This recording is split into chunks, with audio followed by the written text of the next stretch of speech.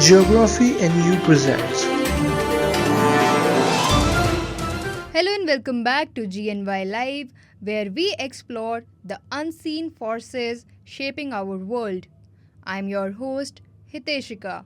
In this special episode, we descend into the ocean's depth to understand one of the most formidable instruments of maritime power, the submarine.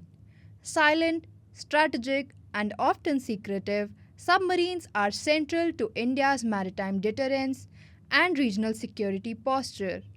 But could these combat vessels, designed for warfare, also serve the cause of science in peacetime? To explore this fascinating duality, we are joined by Rear Admiral Monty Khanna, now retired from active service but continuing to contribute with his deep expertise. From commanding INS Sindhu Vijay to serving as naval attaché in Washington, D.C., Admiral Khanna brings unparalleled insight into the evolution of India's submarine force and its future undersea warfare strategy. Guiding our discussion is Dr. Shulagna Chattopadhyay, Editor-in-Chief of Geography in You and one of India's foremost voices on environment, science, and policy. Together, we navigate the shifting tides of power in the Indo-Pacific and ask, can submarines serve both as sentinels of security and platforms for scientific discovery? Let's dive in. Over to you, Dr. Chattopadhyay. Thank you, Hiteshika, and welcome. Thanks, Sulakna. Admiral Glad Khanna. to be here. Thank you, sir. So before we begin our, the serious part, just let's start with some. So I believe you've commanded a submarine and you've been inside. So can we just have, kind of understanding of what goes on under the oceans? So a submarine is a submersible that dives down to a certain, it can goes below the surface and remains there for, it depends on what sort of propulsion you have, whether nuclear, conventional, it can remain there for a certain amount of time. And a naval submarine, a combat submarine, of course, is designed for a specific role, and that is for prosecuting the enemy or carrying out surveillance or doing those sort of missions. It's a fascinating place to be because it's a very close-knit team. I don't think in any other place, possibly in space, but in space your numbers are very few. Submarines, you have a larger number of people, I don't think, it's the ultimate place of team building. Okay. You can't get out. Once you're there, so there's no getting out of there. So you got no choice but to get along with people and to function cohesively as a well-knit team. So really, it's a fascinating place to be. It's steeped in technology because there's a lot that happens over there. Your margins are small because there's a room for error is less, and therefore you have to be well trained how you function over there. But for any young person who's listening in, I would say go for it. Yeah, it's a great place to be. Yeah. Okay. So basic question. So how do you go undetected? I mean, what is this? You said there's this whole gamut of technologies. Yeah. So you become invisible in the deep waters. So how do submarines become invisible? So when you look at detection today, on the surface is becoming more and more transparent in the sense that if you're on the surface, you can be picked up by radar. If radars are spinning around, you're using the electromagnetic medium, and that sort of bounces off, it hits a ship, and you can get detected by that. Now you have space-based means of detection also. So there are, and then you have certain requirements which may be laid out by the International Maritime Organization. You have an collision avoidance system called the automatic identification system, which transponders that which though in warships need not keep this equipment on, but there are ways and means of detecting ships on the surface, that is. Once you submerge, I wouldn't say you can be totally undetected but the electromagnetic waves, except of those of very low frequency, that is, if you go into the ultra low frequency or VLF regime, even then they penetrate up to just a couple of meters, a few meters at most. Yeah. Okay. They can go down deeper than that if in the extremely low frequency range, but your data rate is small, they cannot be used as a detection tool, so to speak. Your only means of detecting is acoustics, sonar. So you have, if you want to detect a submarine, you whoever's trying to seek you out will be transmitting on sound, and they're hoping it will bounce off your hull, and the echo they sort of come and pick up. But even there, it's a complex environment, sound propagation through water. There are many imponderables in that. There's the acoustic profile, the velocity profile. Sound bends in various ways. It leaves large gaps. It gets attenuated, and therefore your chance of getting picked up are slim, I would say. Okay. So that gives you a tremendous advantage being on a submarine, that it allows you much more freedom of operations, because it's difficult for anyone to know where you are. And as the old saying goes, that once a submarine leaves its pier, you can be anywhere, because no one is to say otherwise, because that's Okay. So how deep have you really gone? So in your every lifetime? submarine has got, these numbers are generally classified as to how deep, what is the maximum diving depth of a okay. submarine. But generally speaking, I would say a conventional submarine, or even a nuclear submarine for that matter, you're looking at operating in the region of from surface to around a maximum of around 400-500 meters. So you're in that band. Yeah. Okay. So we have a 6,000 meter Matsya coming up. Yeah, but those are submersibles which are mainly in the science domain. So Okay. they have to be small, compact. They have to be small, like bathyspheres. The smaller you make it, the stronger you can make it. A submarine is large. And if it's large, then it's not, if you want to make it go really deep, then you require to make them, the metal that you have to use has to be that much thicker, etc. It becomes too heavy. So these submersibles that go down really deep are in a different class. They're much smaller, 2-3 people at most. Submarine, you're talking about, right from 30 people to a couple of hundred people, So that's a much larger sort of a platform. And you're not talking about a submersible weighing 10-15 tons. Submarine displacements can go up to around 20 to 30,000 tons in that region also. Okay. So, it's a huge difference when you look at a deep sea submersible and a submarine.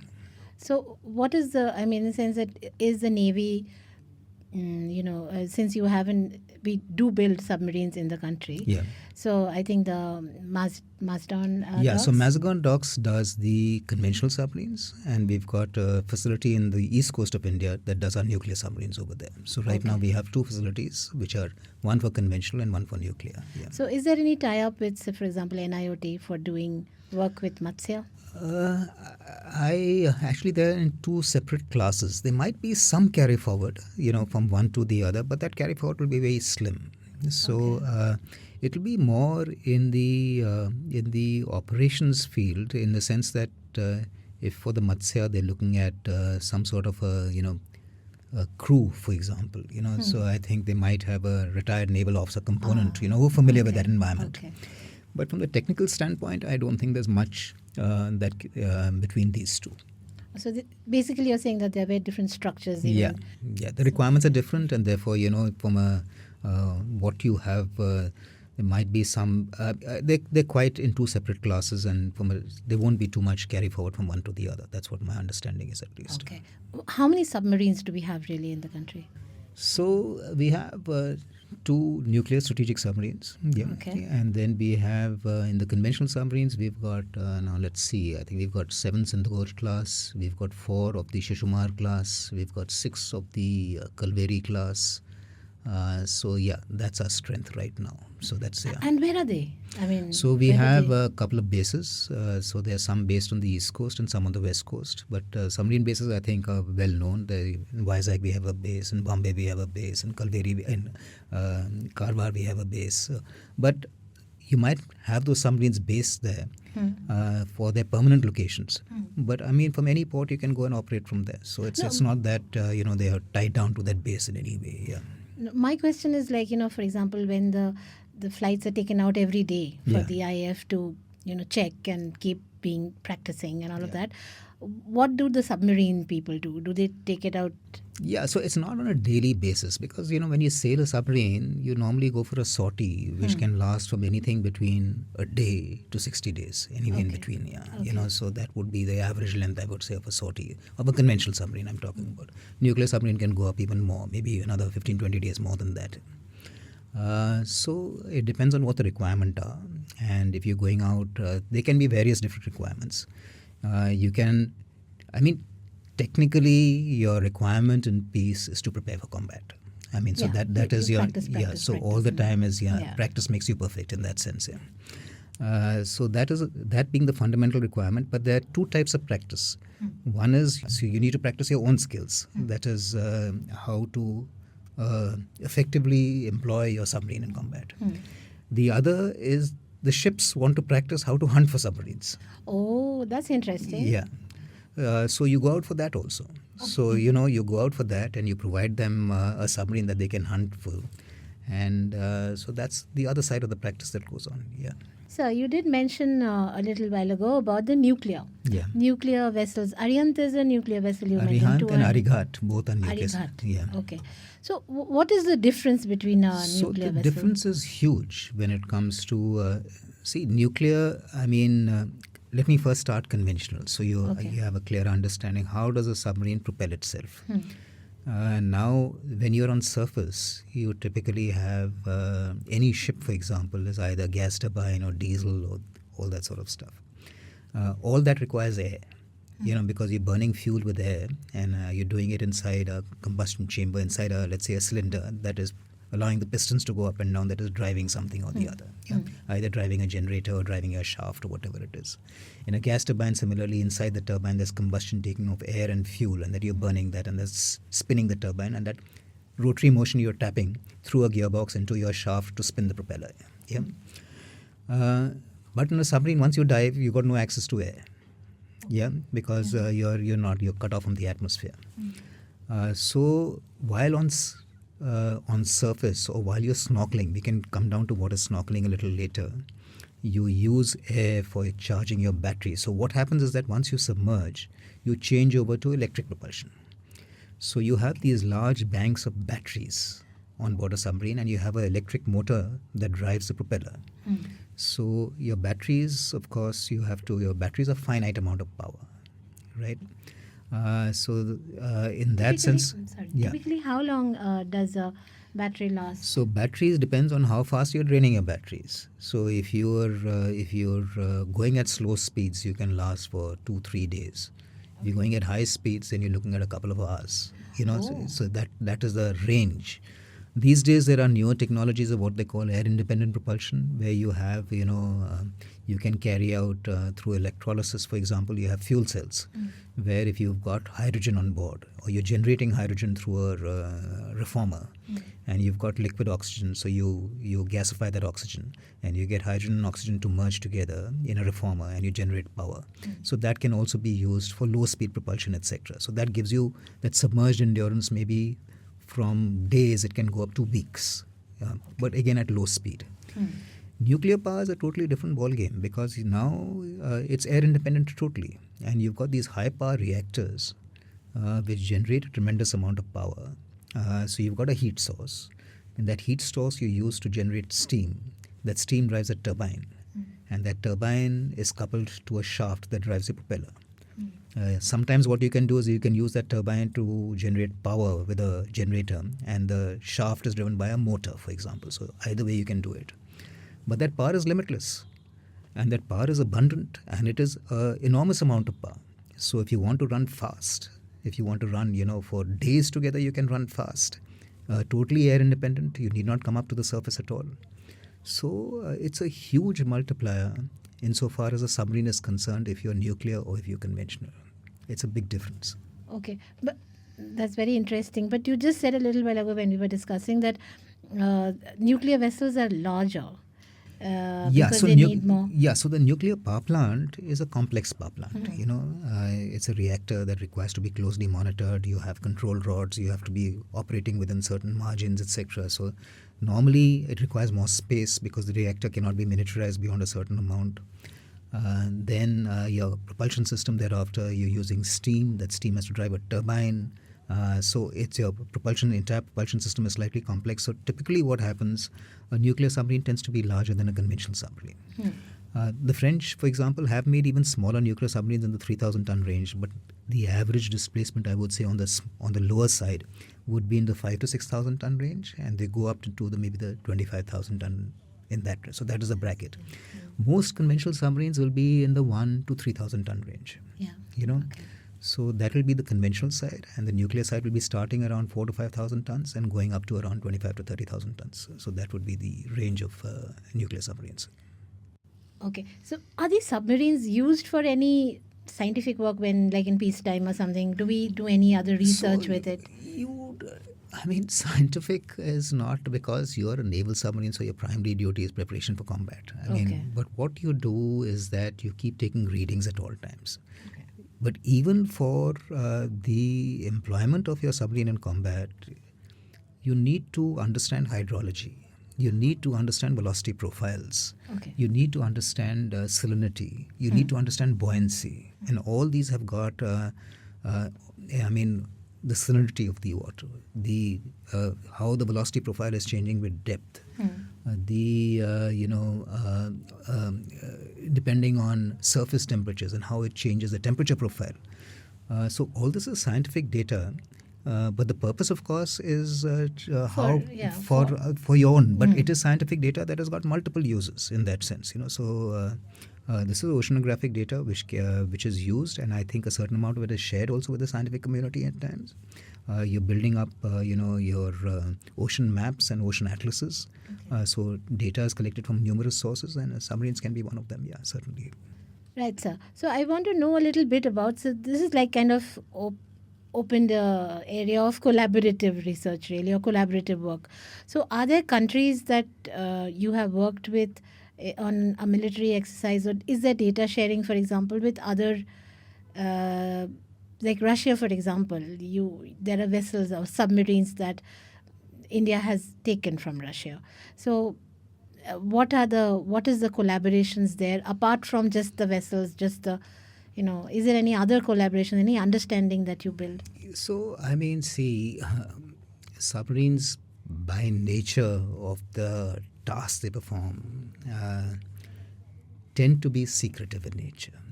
So that is a basic, I would say. So that culture of secrecy and of being hidden, of being unseen, extends into the very, into this sphere also of collaboration, I would say. Of course, if you acquire a submarine from a different country, you have to be trained, you have to be not only in how to operate it, but how to maintain it and how to... So all that happens. That's part of the normal package when you acquire. But if you're asking whether, submarines routinely collaborate with each other at sea, I would say those opportunities are few and far in between. You might carry out a joint exercise with another country. You might even cross-embark personnel. Have one or two people from there come and embark your submarine, and etc. But even there, that's done in a highly controlled circumstances, I would say. So the amount of information shared is always restricted, because this is one, I would say, mission set that the default position is not to share. So is it classified to ask you that how far do our submarines go in the ocean? As a submarine, we've had deployments that have gone all over. So you've had submarines, it's open knowledge, we've had submarines even going to the South China Sea, for instance. So, what about Arctic or Antarctic waters or Arctic anything like that? In our commissioning voyages, we've come down from there. So if the submarine was, I commissioned a submarine that was, for example, in Riga. Technically in Arctic, I remember the latitude of Riga is 57 degrees, so slightly south of the Arctic, really. But we've carried out certain refits in Serodinsk, which is next to Murmansk. When we came back, it was a winter passage. The Baltic was frozen. We required an icebreaker to, pull us out from there for the first 10, 12 miles before we hit open waters. But as a routine deployment into the Arctic, I would say that's still distant. And maybe it will happen in the future, but there's some distance to go still. Yeah, okay, great. That sounds very interesting. Underwater, in the ice, and all of that, to be stuck. So, just wondering, you said the submarines were all about secrecy and all of that. What about tourism? Submarine tourism, who does that? Who has these submarines? So there are. This is because it's a fascinating field, and therefore people the underwater domain and what it offers is something that is really fascinating for most people. Diving, of course, you have a large amount of diving, but diving is not something that everyone can do. to go as a passenger on a submarine is something that is more, easier for people to do than to go and dive and see underwater life and coral and that sort of stuff. So these days you have tourist submarines which have large windows, which is something unique. No combat submarine has windows, so you can't see outside. It's all steel everywhere. But these submarines have large windows. They carry a reasonably large number of people, maybe 15-20 people with seats. I've been on one of them in Hurghada in Egypt. I had gone once. We went. They dive to shallow depths, maybe around up to 15-20 meters or so. But they give you a glimpse as to what life is below, and they show you corals, they show you marine life over there. So it's quite a unique experience. And then you have some commercial operators who go deep sea. Like you might have heard of that incident about the accident they had on a voyage taking people down to see the Titanic. Yeah. So that's again a commercial service that someone was providing and taking some passengers. Because they're going that deep, it can't be big. So there were only, I think, 2 passengers and maybe the pilot of the submarine, so around 3 or 4 people. And the Titanic, if I'm not mistaken, has gone down in 4,000-5,000 meters of water. So that's a long way down. Oh, God. And then they had an accident because they had loss of buoyancy and they went past their crushing depth. Yeah. So what is a crushing depth? Crushing depth is that, any submarine hull is you have a safe operating depth, which is your normal operating depth. There are safety margins which are built in that in case you go below that, there you can operate up to a certain time. But there will soon come a time where the external pressure is so large that the hull cannot take it, and at that stage the hull will implode and it will collapse. There is a scientific way to determine how low low down you can go. Absolutely. So there are in any submarine when you're designing it, there are specifications that lay down what is the quality of steel that you're using, what is the type, what are the dimensions, what is the number of frames, etc. So all that's a whole lot of engineering that goes into it, which determines that what will be the crushing depth. Then you decide what can be the max diving depth and what is the safe operating depth. So that is all these specifications are sort of laid down, and so that's how submarine design is done. Yeah. This crushing depth sounds ominous. Yeah, but it is a reality. Yeah. So give us an idea of what is life like inside a submarine, in the sense like what are the challenges?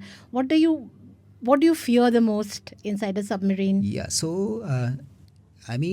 Safe operations, of course, everyone wants safe operations at all times. So, but your margins are slim, in that sense. So, when a submarine is dived, you're neutrally buoyant, right? Now, maintaining neutral buoyancy is quite complex because if you want to be neutrally buoyant, you have to make sure that the weight of the water you displace is equal to the weight of the submarine. But as you go down deeper, the submarine gets slightly compressed. Yeah, so your buoyancy circle reduces. So you become a little heavier actually.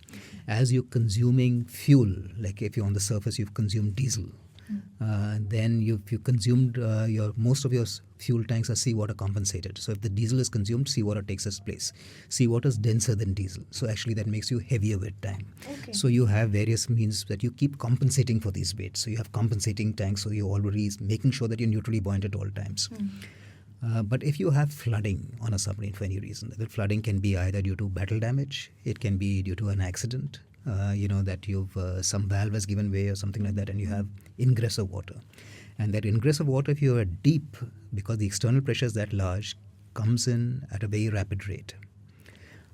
So you have ways and means of surfacing rapidly in that sort of a case. If you can surface in combat, it might be a problem even surfacing because the enemy might be on top. Or you have pumps that can start pumping out that water at a rapid rate. So flooding is something that you have to, or you put on speed and you angle the submarine upwards so that you can carry a little more weight with your planes, etc., that you can carry that extra weight until you can manage the situation in whatever way you can. So weight management is certainly a critical requirement on a submarines, and you always have to be conscious of that. The other issue is fire. If you're submerged, those fumes, carbon monoxide buildup is all taking place inside the submarine. It's not going anywhere, It can be terrible. You can just imagine fire in a building where there's with all the windows closed, etc. It is so you have to rapidly sort of ensure that you bring that fire under control, that you have to rapidly switch on to breathing apparatuses, where all of you wear, breathing apparatuses and things like that. And make sure that you can control the microclimate inside and prevent the CO2 and carbon monoxide buildup that takes place in a fire. And if you can surface, then you will sort of at least change around the air as rapidly as you can. So in a submarine, you always have a saying, run towards the fire. It's not, because you have to get that fire out as soon as possible. So the first thing is, if there's a fire, run towards the fire. Yeah. Wow. So on that note, I would like to end today's discussion, but run towards the fire, indeed. I think that applies to life as well, doesn't it? Yeah, you quell it instead of, waiting for the issue to become bigger than what it is. Yeah. Thank you. Thank you, sir. Thanks, Ulagna. Really enjoyable to be here, and thank you for inviting me. Yeah. Today's deep dive with Rear Admiral Monty Khanna revealed that beneath the sonar silence lies a world of high-stakes strategy and quiet innovation. From tracking advisories to mapping ocean beds, submarines are more than war machines. They are tools of statecraft, symbols of sovereignty, and sometimes instruments of science. As India invests in indigenous nuclear-powered submarines and expands its maritime reach, the submarine is no longer just a vessel, it is a statement. And as Admiral Khanna reminds us, in an era of shifting alliances and strategic uncertainty, staying ahead below the surface may well determine strength above it. Thank you for joining us on GNY Live.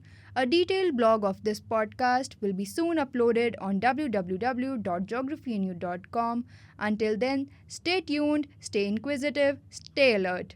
And remember, in the theater of seas, silence is the strength.